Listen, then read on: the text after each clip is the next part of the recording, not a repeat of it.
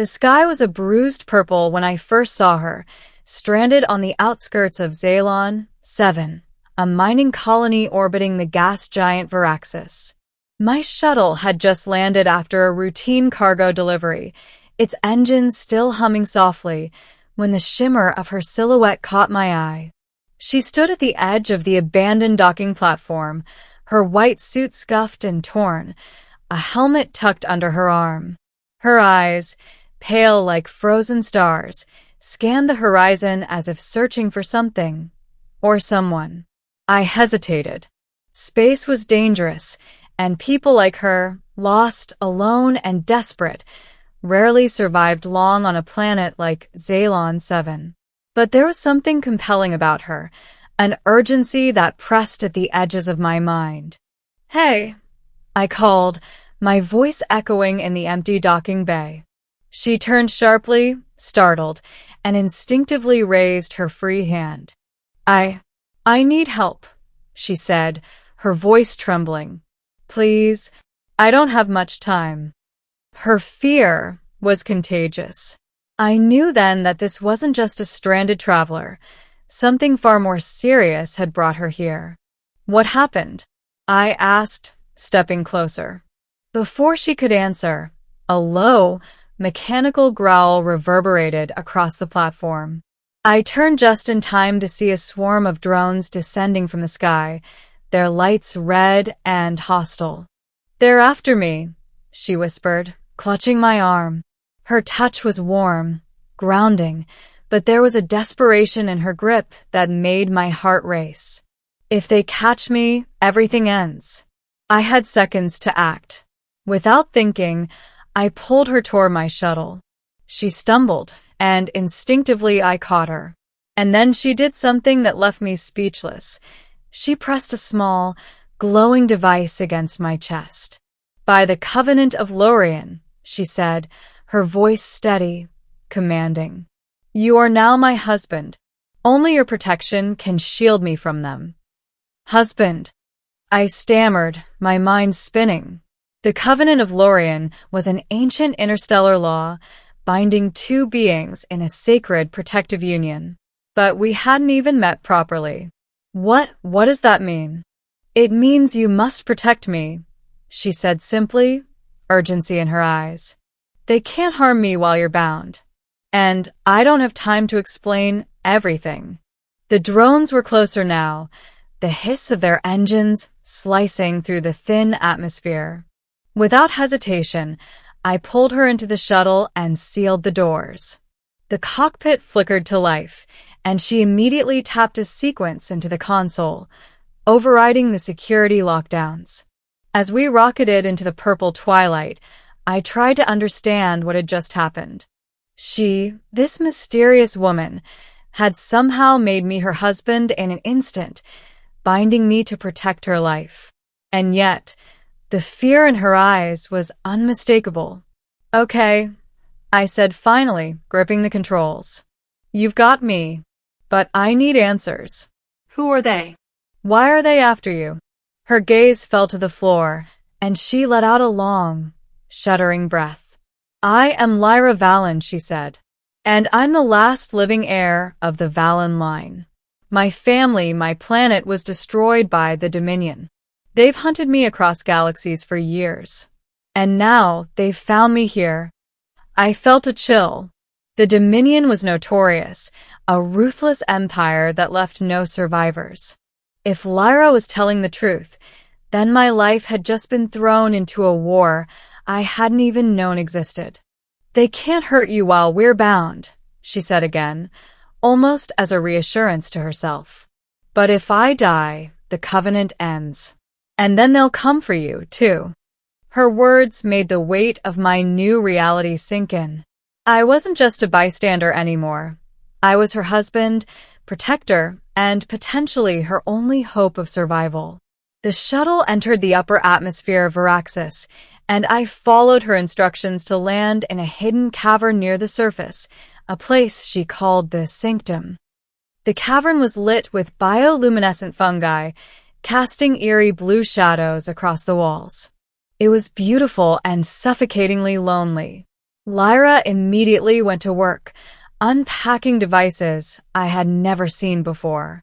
Hollow maps of star systems, quantum encryptors, and strange crystalline structures that pulsed with energy. "We need to make contact with the Alliance," she said. "They're the only ones who can help me reclaim my inheritance and fight the Dominion." Over the next few hours, she taught me the basics of the Valen tech, showing me how to shield the Sanctum from sensors and how to navigate wormhole communication channels. Every glance she gave me, every time our hands brushed, carried an electric tension I couldn't ignore. I was supposed to protect her, and yet I found myself drawn to her in ways I hadn't anticipated. "You don't have to do this alone," I said softly after a long silence. "Even if the Covenant binds me, I want to be here with you."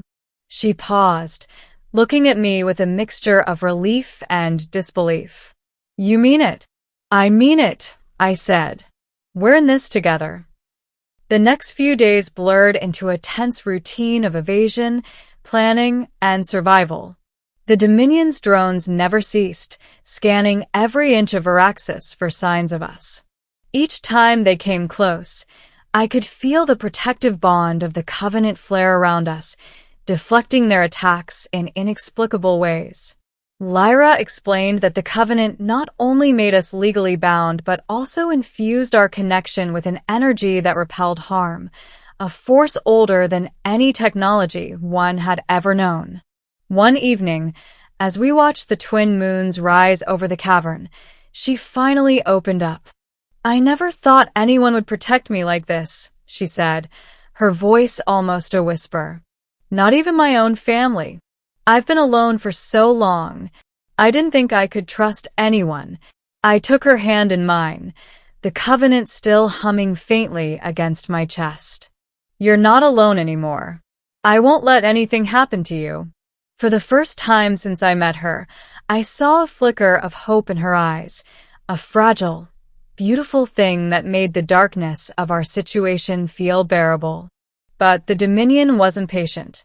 Their ships descended into Viraxis' atmosphere in a storm of fire and shadow, a fleet unlike anything I had ever seen. Lyra and I scrambled, activating every defense the Sanctum offered. Energy shields flared, drones were repelled, and quantum traps triggered explosions that lit the cavern in violent flashes.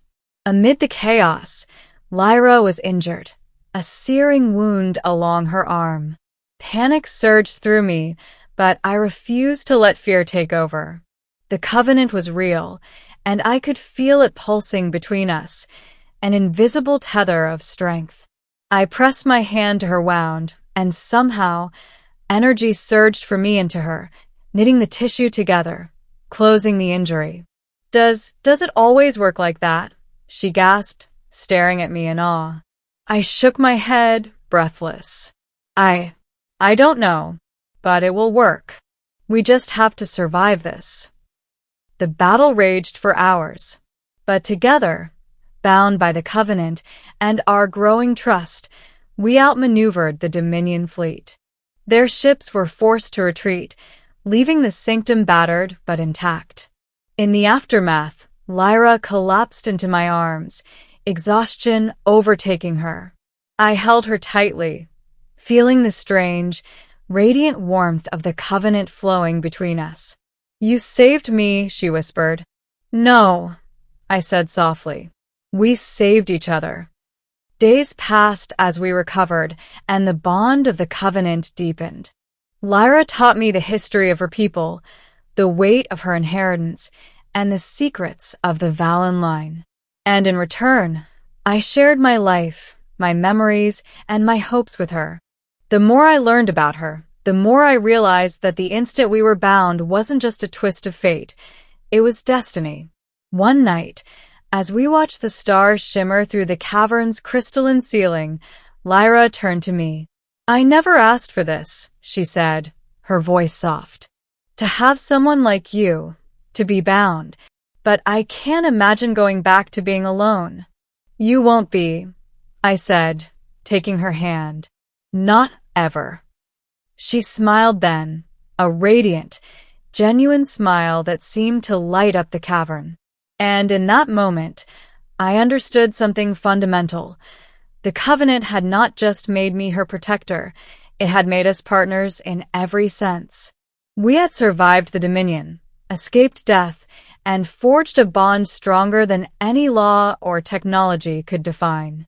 And as we looked out at the stars, I realized that life would never be ordinary again, but with her by my side, I didn't want it to be. The universe was vast and dangerous, but together, Lyra and I were unstoppable.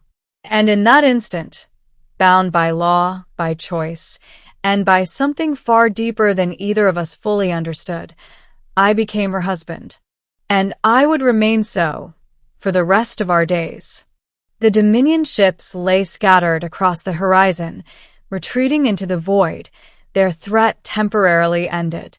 The cavern was quiet now, save for the soft hum of the Valen tech and the distant flicker of Viraxis twin moons through the crystalline ceiling.